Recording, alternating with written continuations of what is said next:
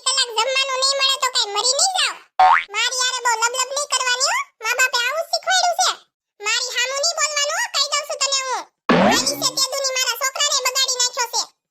હા મેં બગાડ્યો છે કા? ઈ તો હું હારી છું ને એટલે અહીંયા પડી છું. તમને ને તમારા દારૂડિયા દીકરાને કે દુની સહન કરું છું. બીજી હોય ને તો રહી ન હોય, કે દુની વઈ ગઈ હોય. અરે મમ્મી, આ ફૂઈ ક્યારે આવ્યા? અરે ફૂઈ નમસ્તે. અરે ગધેડા જેવા, ઈ તારી ફૂઈ નથી, તારી બાદુકડી વહુ છે. અરે મમ્મી, મારા લગન થઈ ગયા છે? નહીં, હજી તો તમારું વ્યવહારે બાકી છે. અરે તો પછી વ્યવહારનું રહેવા દો, સીધું જ લગનનું ગોઠવો. તમે લોકો બ્રાહ્મણને બોલાવો, હું જમવાનું ને દારૂનું ગોઠવું છું.